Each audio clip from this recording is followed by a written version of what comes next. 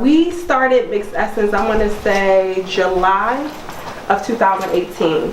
And it's a business and a mission that's dear to our hearts. Our reason for wanting to start Mixed Essence is because of our children. Both, all of them are biracial, and we really wanted to create a platform for them to be able to embrace all of who they are. We wanted to make sure that they were comfortable in who they were.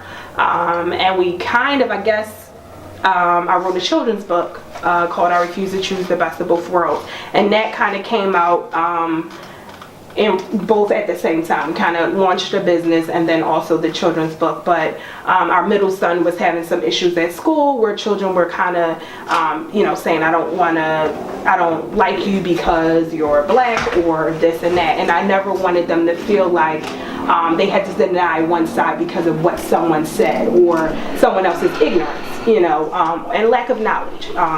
So that was kind of the inspiration behind the book. And the business, and we wanted it to be wider than just our home. We know that there are many people in the world who are multiracial, multicultural, and we just want everybody to be able to have a platform to embrace all of who they are and to speak their truth, to not feel ashamed of who they are. I mean, officially it launched in July, but it was before then.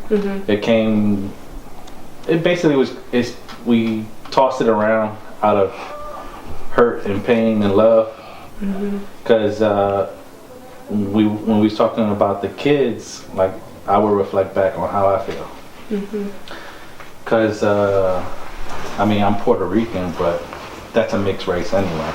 Right, it's mixed blood or whatever when you go down to the nitty gritty. But in challenges of growing up, like I didn't speak enough Spanish or proper enough or whatever for my people, and then I didn't speak right with the Italians, so I grew up in South Philly, so and then right, so it was like, where do I fit in? Like, my people don't want me, the Italians don't want me, the blacks, I'm not dark enough, but going through all that and experiencing that, and then being accepted by the black community and stuff, like learning off of that. And then we was talking about it and then saying, well, these experiences our kids are going to go through. And we was like, we might as well just put something together because I know people feel like this. Right, there's other people out there that are feeling the same way,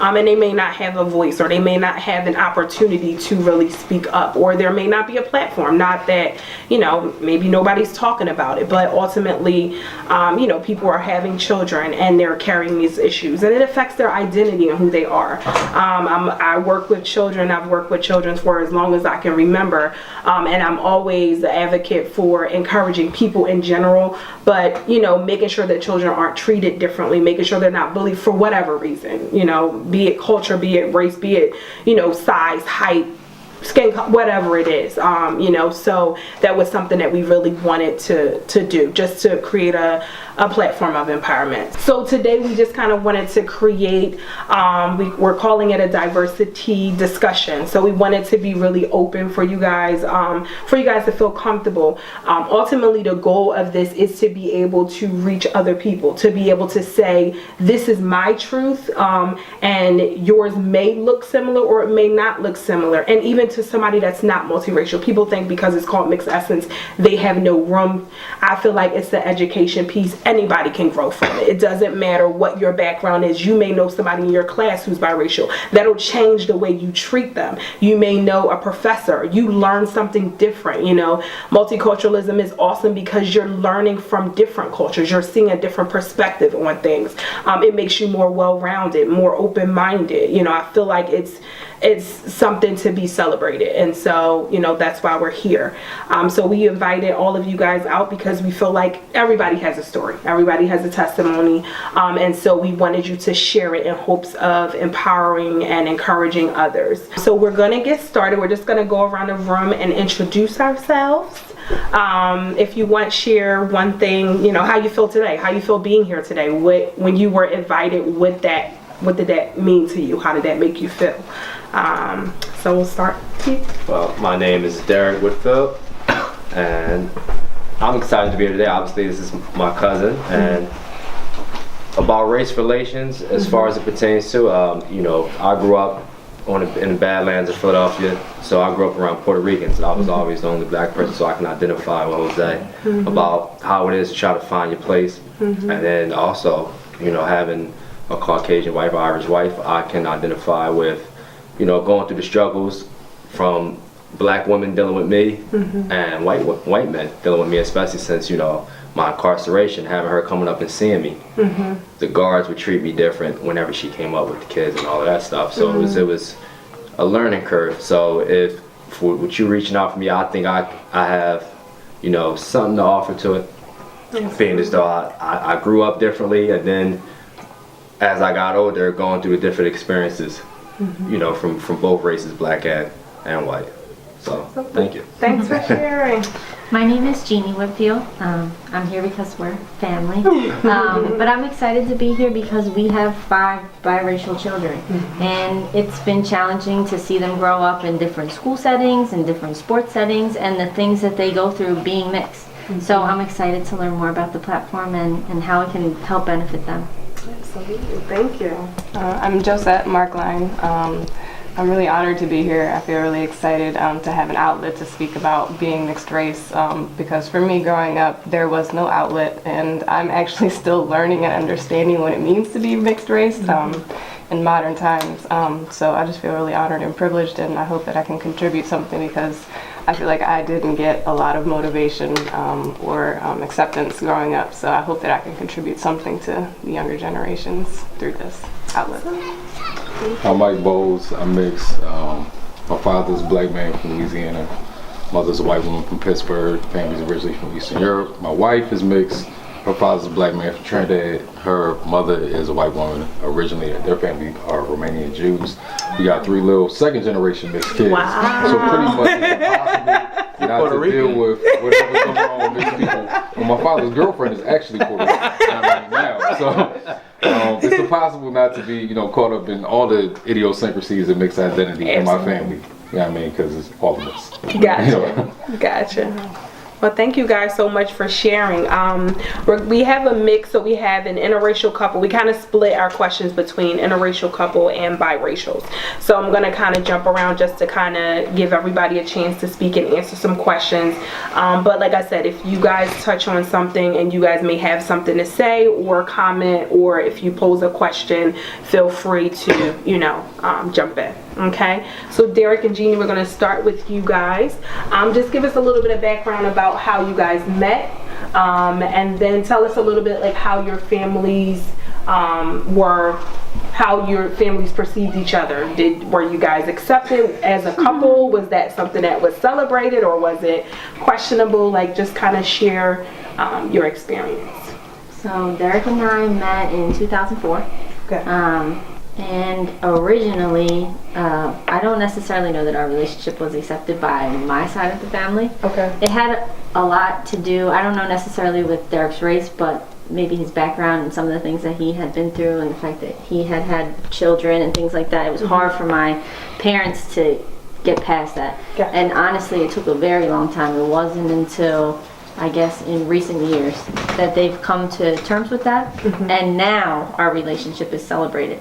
But for a long time it wasn't, and it was hard. It was hard for me because, you know, I loved him, and we had kids together, and they weren't always accepted either. So it was hard. It was challenging, but you know, now it's good. Good. It was definitely one-sided though, because I was always accepted by Derek's family. Okay. Okay. About most of them. Yeah. Thank you guys for sharing. I mean, we know, and to a lot of people, it may not be necessarily that they don't like you as an individual person. It's accepting what it is. It's accepting cultures mixing. It's accepting love has no color. You know. So we appreciate you guys sharing that. So we're gonna kind of transition over to Josette and Mike. So my mom is white, my dad is black. I grew up in Baltimore City. But for me, I feel like I was kind of sheltered from the whole racial aspect because my mother was actually disowned by her parents when she married my dad. So I grew up in my dad's household. And I never really experienced any racism from my family members. It was mostly like friends or, you know, the environment that I grew up in. But my family was really accepting. We never really talked about race at all. Okay. But, you know, I definitely really enjoyed the black culture that I grew up in. But I did not really have any, I didn't have a racial identity to my mother's side at all. So that's my background. Okay, thank you for sharing. Yeah, that's interesting. So I grew up in Philadelphia, in a black neighborhood. Interesting thing is that even though I was in a black neighborhood, most of my physical family is in New Orleans. Okay. So most of my family I grew up with was on my mom's side. So on my mom's side, we're Eastern European. And you know, there's a lot of bias, you know what I mean? There's a lot of intrinsic racism. Definitely, like my grandmother, she came to live with us for a while, and when she came to live with us, she never really spent a lot of time around black folks. She had a lot of pretenses, but over time, you know, she gained a better understanding, and me and her were extremely close. But I would say, you know, it was never really a question of identity, so to say. Like, I was always black, we was always black, like we knew what it was. Similar to your situation, you know, my mother, you know, married a black man. You know, there's a lot of people in the family that's like, all right, that's it. You know what I mean? Like, you are cousin, but not really. You know what I mean? Like, you don't really get an invite anymore. So, you know, of course, my mother, she was a very active person, a very anti-racist person, really advocated a lot for social justice. So she did a lot in terms of actually get a better holistic racial understanding than my father did, actually. Okay. And my mother actually did more to kind of fight against white supremacy than my father did, for real, which was very interesting, just the type of person that she was. So it was interesting because even though that side of the family, it was and is white, very much in terms of how they saw themselves and how they organized themselves. It was more about our ethnic identity, particularly because that side was never really accepted by other white people. So it was kind of the idea that there was a common thread of, you know, you face a certain level of discrimination from the white world. So that was something that was kind of a shared experience between my parents. And so growing up, for me, that was something that was always universally understood. Okay. I like the one thing you mentioned about your grandmother kind of coming into your home and by being exposed to kind of saw a different light. You know, I feel like, you know, what we're talking about today is really that exposure and that education and getting past those biases and those preconceived notions and those stereotypes to see what, you know, what it really is. So thank you so much for sharing that. I appreciate it.